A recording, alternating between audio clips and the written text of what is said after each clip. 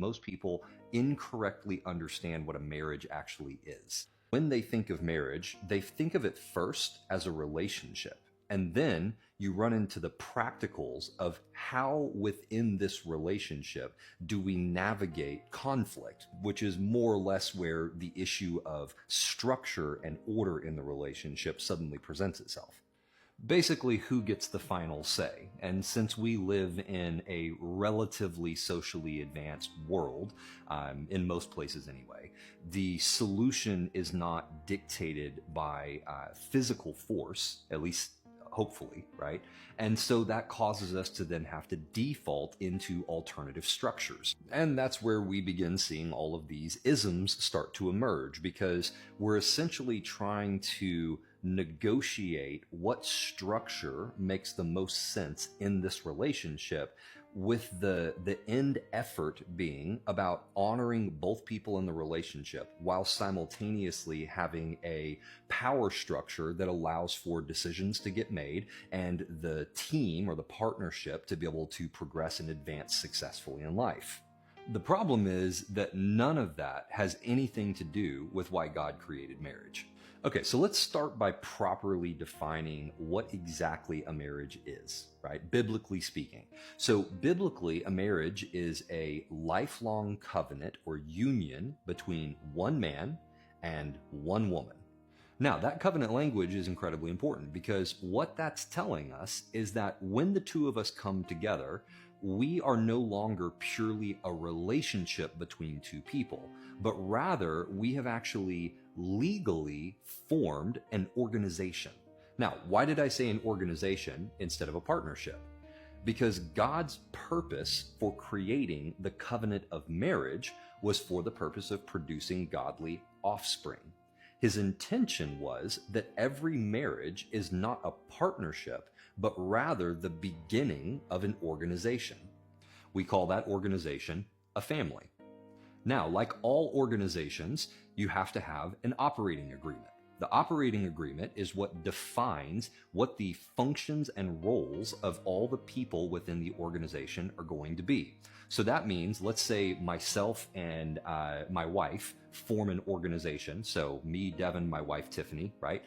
In the organization or within the organization, we are no longer Devin and Tiffany. Per the operating agreement, we are also holders of offices. And those offices are called husband and wife.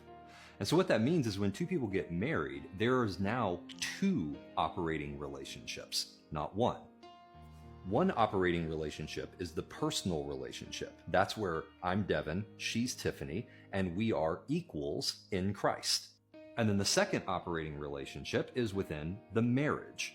In that relationship, I'm not Devin and she's not Tiffany. I am the husband and she is the wife. And we, together, are the officers of the organization, the ones who have the operating authority in order to make decisions for the organization that hopefully will eventually emerge from our union, which would be the children. Now, here's why this is so important. It recontextualizes the verses of wives submit to your husbands and husbands love your wives. When you understand this as an operating agreement between the two officers in the company, this is no longer about patriarchy. It's no longer about men and women. It's not even about your personal relationship, right? My wife, Tiffany, doesn't submit to Devin. My wife, Tiffany, is the wife in the organization, and her office of wife submits to my office of husband. And the reason for that is that we collectively are submitted to God, who is the one who actually owns the company. That's why it says, wives, submit to your husband as unto the Lord. The submission is not actually to the husband. The submission is to the Lord. The expression of that submission is the office of wife submitting her office to the office of husband.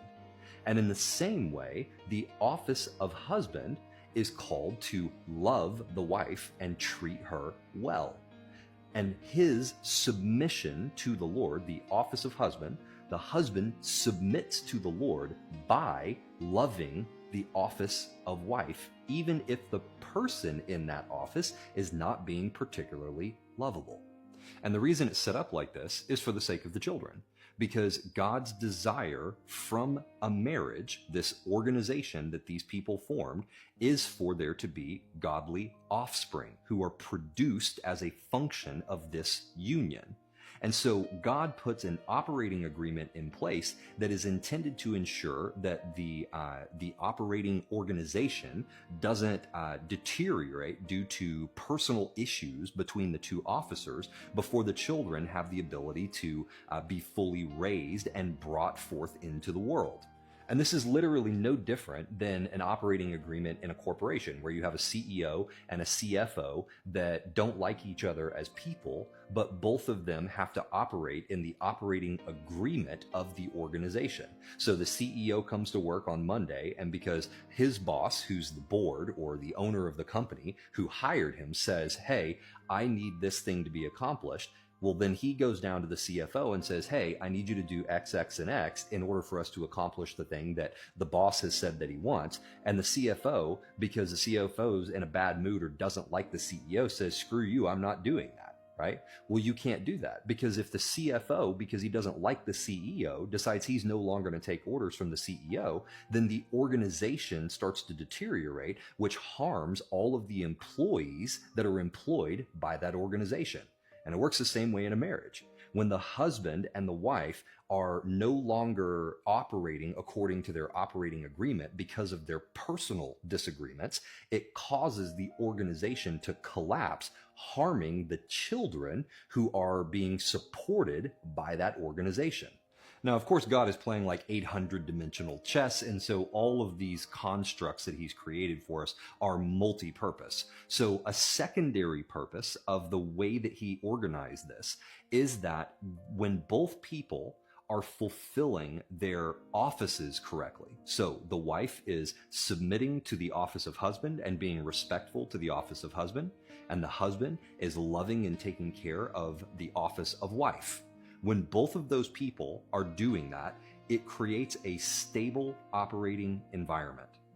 And when you have a stable operating environment, that is the healthiest place for a relationship to emerge.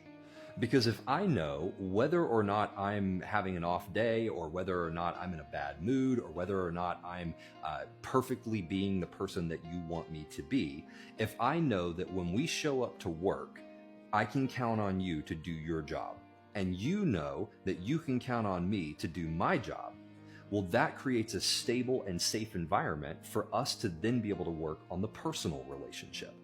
The problem is most people get this backwards, and they want to start with the personal relationship, or they want to base everything in the personal relationship, which means that as soon as somebody changes or does something different than what you expected, or fails to live up to expectations, well, all of a sudden, you now start to behave differently in the relationship, and the operating environment becomes incredibly unstable because humans are unstable. People are just unstable, generally speaking. We are constantly changing, constantly growing, prone to having bad days, and we can't have an organization that is subject to our emotional and personal whims.